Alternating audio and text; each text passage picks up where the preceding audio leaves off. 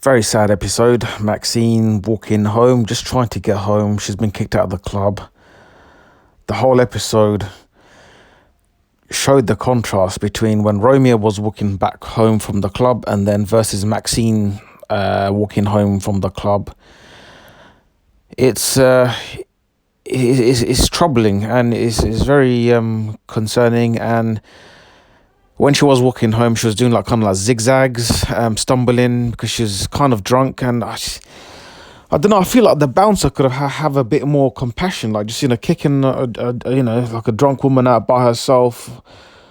I guess she may have broken some rule in the club, but then I don't know. It's like he's supposed to just give a warning or something, but yeah, that female bouncer as well. The way she just kicked her out, like she was nothing. And yeah, I'm surprised Maxine wasn't really blaming her, to be honest, in the police station when she was giving her interview with Zoe, which is her mate anyway. Yeah, anyway, let's talk about it. So she was walking home, she's doing like stumbling, she's getting catcalled, literally harassed by the guys, just random guys on the streets.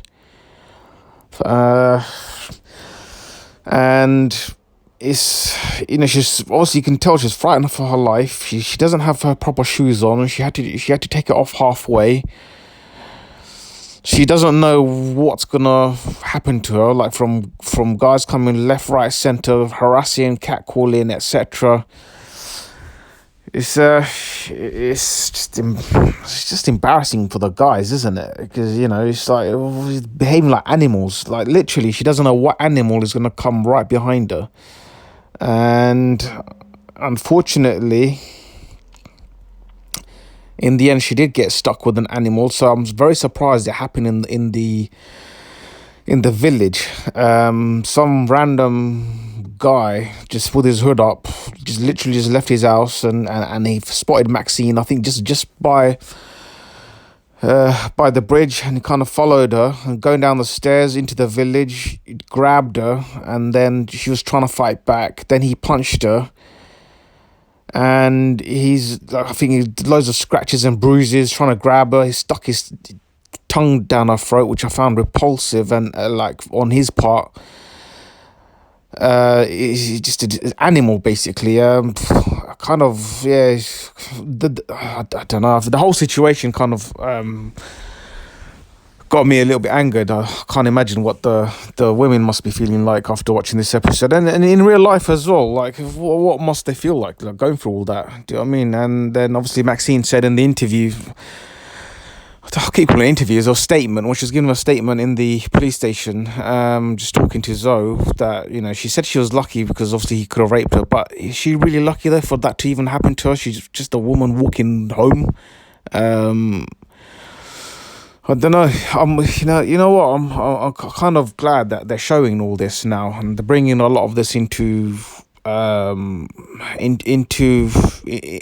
spotlight, because I would hope so that, in the future, or the near future, as soon as possible, that if you see someone walking home, particularly a woman or a lady or a girl, and then anyone, and if they run into trouble by guys or whatever, I'm hoping, there should be a cultural norm now, not just a universal norm, that guys will just come and intervene, and even in a perfect ideal world, just beat the animal up. But obviously there's rules and regulations, and you can't really do two wrongs make a right. I don't know, it's one of those things, but it's just if it was someone, I don't know, if it was someone else, family member, and someone sees this, and someone attacking them, run, I'm pretty sure they'll get their heads kicked in, basically. But anyway, I'm glad Maxine fought that creep off. She thinks she smacked him with her heels, or dug her heels in his face, and that was the only way to get him off her. She ran home, and yeah, so she got the shower running. She was just panicking, crying. It was just like an overwhelming situation, because you don't know what could have happened. It was bad enough as it was, and then I'm glad she went to the police station straight away. I think she put the shower off. She probably made this, had a click, like, got some thoughts together. Thought the best thing to do is just go to the police station, and then they took her, DNA samples, like swabs, gathered some evidence. They took her heels, bruises, just everything. The forensics were doing their thing, and then she gave a statement to Zoe. I'm really glad that bit happened, because the more you delay it, the quicker the creep gets away. I think the creep, they did manage to catch him in the end, and I know it's very tough for women to come forward. It is very tough. We just don't know how they feel, but I'm hoping that it becomes more normal for them to come forward straight away as soon as a situation like this happens again. Stop them in their tracks, these creeps, and it's a very difficult one. I think this review is going to be kind of long because a lot's happened, and there's a lot to analyze here. I want to go back on the whole Romeo walking back home. Totally different situation. Like, even when I think he kind of tripped down the steps when he's exiting the club, and then obviously the bouncers kind of got leery and they came forward. All Romeo had to do was just smile and say, look, it was the steps, it wasn't his fault, and then literally kind of butter him up a bit, the bouncers, and compliment him, and that was it. It was easy as getting him off his back, just as that, and they just laughed, and not laughed but smiled, and they just carried on, and then he was walking back. And then met a group of girls that were, I think, on a hen night, and they were just obviously being kind of harmless and just just wanting to interact with Romeo, just having fun, literally. And then he was, sharing what kind of music he's been listening to. I think they were singing, dancing together. Versus then Maxine walking home, looking back at her shoulder every 10 seconds and whatnot, and then literally, what she feared the most literally just happened to her, all because she was walking by herself, and she was just trying to get home. She was literally just trying to get home. And then Romeo got on the bus with the girls, and they're just having singing, and in the bus they were kissing him on the cheeks and everything, because as he came with the lipstick on his cheeks and etc. I'm surprised Teresa didn't react, to be honest. But anyway, then Maxine, just by a few seconds, she missed the original bus where Romeo Dumlock got on. I don't know. I feel like you just feel very bad for when that happens in scenes like that, where they just miss their bus or the train, etc. just by a few seconds. Like, just can't the bus just wait for like a couple of minutes, like just a couple of seconds? I think there should be some rule where buses, when they stop, they just need to wait like 2 minutes at least, and then go. Do you know what I mean? Anyway, and unfortunately, she got on to the next bus. There's some rowdy teenagers fighting on the bottom floor. She went to the upper floor, and then there's a creep. Literally, there's this empty top bus, right? She sat there, and a creep just went right behind her.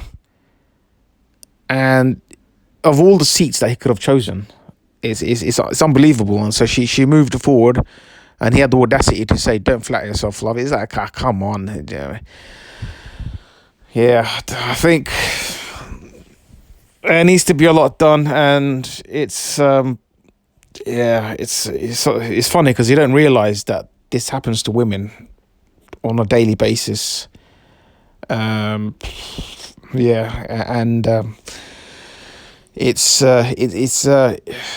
very unfortunate because they're just trying to go about their day, and they literally just come back. It's someone you could know, someone you could know. Then this is happening to them all the time, and the thing is, because they've numbed themselves to it so much, and it's probably happening so regularly that they just don't talk about it as much as they can. I'm pretty sure for us guys, like they'll be talking about every second they can. We'll be doing that, trying to get that. We'll make sure our complaints put forward. That's what I'm trying to say, basically. But anyway, yeah, it just and the fact that when obviously Romeo came back and they were having a conversation, him and Teresa, and then he was like saying, "Oh, you do need guys, or women do need men," and then Teresa was trying to argue that back. I would actually say, well, actually no, because the whole problem is because of men that they cause in these situations, like the nighttime, the walking, the you grabbing someone. He's like, come, just imagine. I don't know. I think it's a very tricky subject because I'm not trying to disqualify anyone, any genders, but if there's an issue with one gender, then it needs to be fixed. I don't know. I think maybe if the law was to be more strict, but yeah, it's definitely the shows like this is a good way to go. Get everyone talking, and then you never know. Maybe there might be some hope in the future. But yeah, yeah. What else happened in this episode? I think it was mainly revolved around here, and I think there's obviously a situation or scene with Eric.